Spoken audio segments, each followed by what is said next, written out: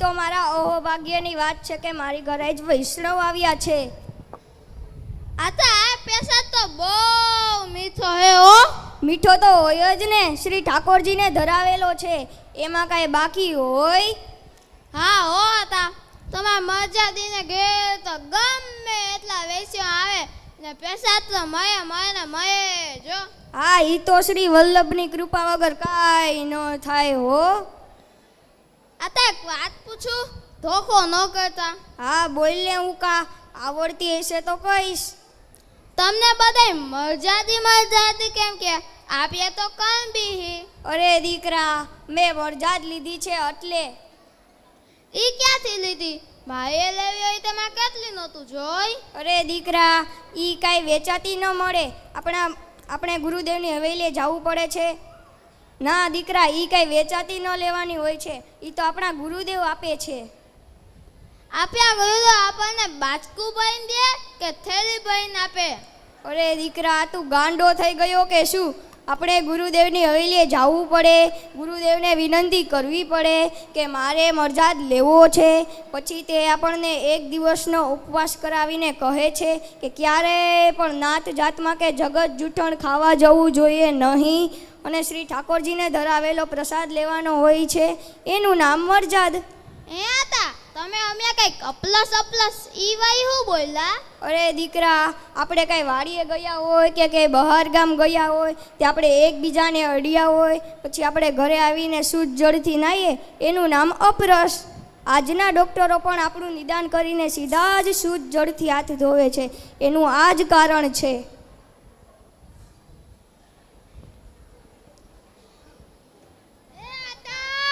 હારું તો હે ને? આય ભગા, જય શ્રી કૃષ્ણ. જય શ્રી કૃષ્ણ. લે, તને પણ પ્રસાદની બે કણિકા લેવડાવું.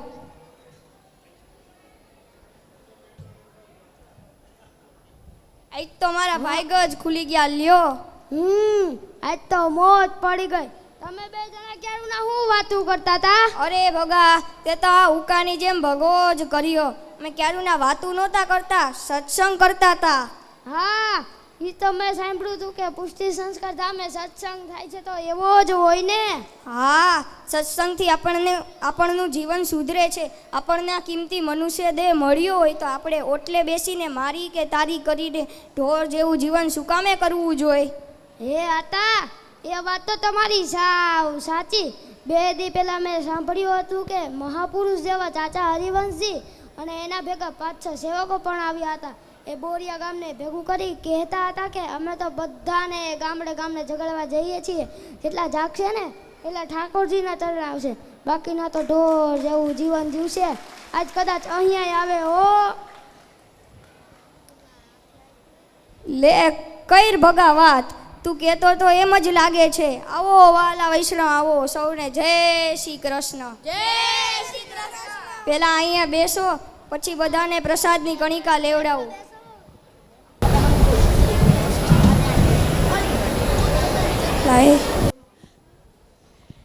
હે આતા, આપણે આ ગામમાં સત્સંગ કરવો હોય તો થાય ને? હા, થાય જ ને.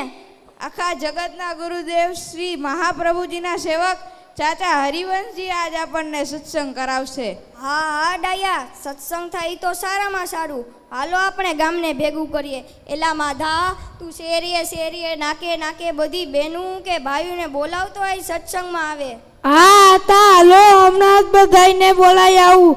એ હાલો સત્સંગમાં તમને કહું છું, આજે ચાચા હરિવંશજી આવ્યા છે, આપણા ભાઈ ખુલી ગયા. એ આવો બેસો.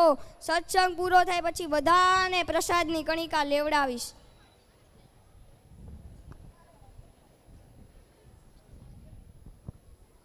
શ્રી વલ્લભાધીશ કી, શ્રી ગુસાઈજી પરમ દયાલ કી, શ્રી શ્યામ સુંદર સિંહ અમને મહારાણી કી. લે ગોધન, આજ તું સત્સંગ કરાવ. વલ્લભાધીશ કી જય, શ્રી શ્યામ સુંદર સિંહ અમને મહારાણી કી જય, શ્રી ગુસાઈજી પરમ દયાલ કી જય. આજે આપણે પુષ્ટિ માર્ગનો સત્સંગ કરવાનો છે. શું તમે બધા જાણો છો શ્રી મહાપ્રભુજીએ ઉઘાડા ચરણને 3 વખત પૃથ્વીની પરિક્રમા કરી અને ઘણા બધા જીવોને શરણે લીધા અને ઠાકોરજીને સોંપ્યા. હવે જેટલા બાકી છે તેને ઠાકોરજી પાસે પહોંચાડવા સત્સંગ જ જરૂરી છે. સત્સંગ વિના જીવન અધૂરું છે. પુરુષે કંકુનું તિલક કરવું જોઈએ, બહેનોએ ચાંદલો કરવો જોઈએ, દરેકે 2 કંઠી પહેરવી જોઈએ, પુરુષે મસ્તક ઉપર શિખા એટલે કે ચોટલી રાખવી જોઈએ અને રોજ નાહી ધોઈને અષ્ટાક્ષર મહામંત્રની માળા કરવી જોઈએ અને આવડે તો 2 પાઠ પણ કરવા જોઈએ અને આપણા ઘરને ધાર્મિક અને સંસ્કારી બનાવવું જોઈએ. આતા હું એક પ્રશ્ન પૂછું? હા બોલો ને ડાયવેન, શું પ્રશ્ન હતો? આવું જ્ઞાન આપણા બાળકોને હોય તો શું કરવું? આપણા અહીંયા પુષ્ટિ સંસ્કાર ધામમાં સુંદર બાલ મંદિર છે ને, ત્યાં છોકરાઓને શિક્ષણની સાથે ધર્મનું પણ જ્ઞાન આપવામાં આવે છે. સાથે સાથે રમત પણ રમાડવામાં આવે છે અને મહાપ્રસાદની કણિકાઓ સાથે ગાયનું દૂધ પણ પીવડાવવામાં આવે છે. સારું. દાદાએ તો આપને ખૂબ જ સમજાવ્યા કે હે ચાચાજી, હું તમને એક પ્રશ્ન પૂછું? હા પૂછું ને. હવે હે ચાચાજી, અમારે શું કરવું જોઈએ? લે ગોધન સમજાવી દે. તમારે શેરીએ જઈને સત્સંગ કરવો જોઈએ.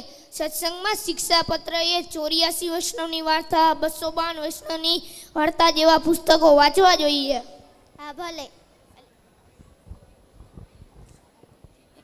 હે આતા, હું એક પ્રશ્ન પૂછું? હા બોલો ને જશોદાબેન, શું પ્રશ્ન હતો? આપણે આવી બુકો લેવી, પુસ્તક લેવી હોય તો ક્યાંથી મળશે? હા જશોદાબેન, આપણે સામે પૃષ્ટિ શૃંગાર ભવનમાં દરેક પુસ્તકો મળી રહેશે. આજે તો પુષ્ટિ સંસ્કાર ધામમાં મોટો મનોરથ છે ને?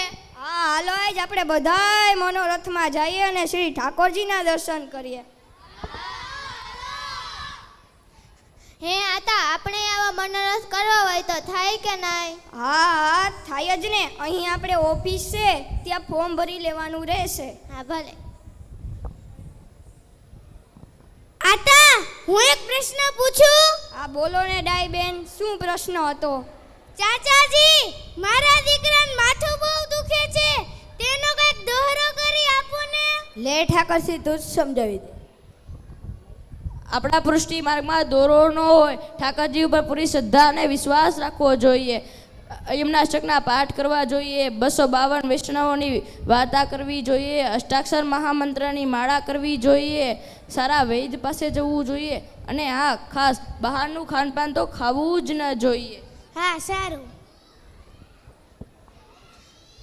હે ચાચાજી, હું તમને એક પ્રશ્ન પૂછું? આ પૂછો ને સમજુ બેન. મારા દીકરાની સગાઈ નથી થતી, કંઈક રસ્તો કરો ને. લે ઠાકરસી, તું જ સમજાવી દે. ઠાકોરજી ઉપર પૂરી શ્રદ્ધા અને વિશ્વાસ રાખવો જોઈએ. ઠાકોરજી પરમ કૃપાળુ છે, તે ક્યારેય કોઈ વૈષ્ણવનું અહિત નથી વિચારતા. ઠાકોરજી પાસે અલૌકિક માગો એટલે આપોઆપ લૌકિક મળી જશે. ચાલો આજે સૌને જય શ્રી કૃષ્ણ. ફરી પાછા મળીશું. શ્રી વલ્લભાધીશ કી, શ્રી ગુસાઈજી પરમ દયાલ કી, શ્રી શ્યામ સુંદરસિંહ અમને મહારાણી કી.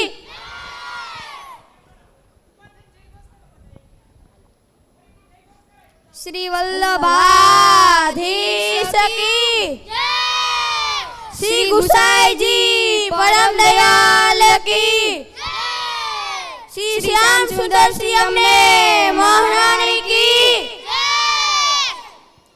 લ્યો, પ્રસાદની કણિકા તો બાકી જ રહી ગઈ.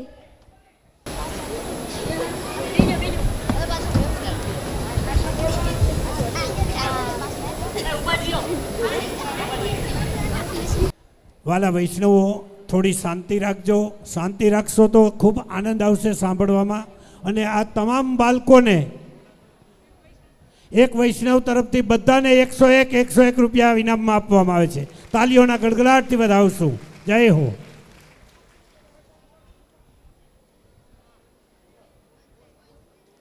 શ્રી વલ્લભાધીશ કી જય. આપણે આપણી પુષ્ટિ સેનાને કાલી ગયેલી ભાષામાં સાંભળ્યા. તેમાં કોઈ કદાચ ભૂલ થયેલી હોય તેના વતી હું માફી માંગુ છું. તો વડીલો, શ્રી વલ્લભ પ્રભુની કૃપાથી આપણને આવા વૈષ્ણવ કુળમાં જન્મ મળ્યો છે. તો આપણો જીવનને સાર્થક કરવા આપણે ધર્મનું રક્ષણ કરવું જ પડશે, અને તો જ અંતે આપણને ધર્મ બચાવશે. જાગો વૈષ્ણવ જાગો, જાગ્યા ત્યારથી સવાર ગણી બાળકોને જગાડો, પરિવારને જગાડો, સમાજને જગાડો. જગતનો નાથ આપણી સાથે જ છે. ગળામાં 2 કંઠી, કપાળ ઉપર તિલક અને મસ્તક ઉપર શિખા, એટલે કે ચોટલી જો હોય તો કોઈની તાકાત નથી કે આપણો વાળ પણ વાળી શકે. માટે ફરી ફરીને કહું છું, જાગો વૈષ્ણવ જાગો, બીજાને પણ જગાડો. શ્રી વલ્લભાધીશ કી જય. ખૂબ સુંદર.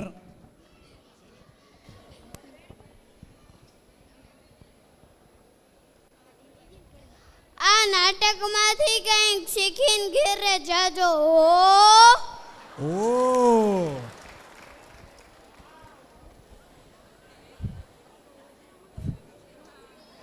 જય હો. વાલા વૈષ્ણવો, ફરીથી આ બધાને આપણે તાલીઓના ગડગડાટથી વધાવશું.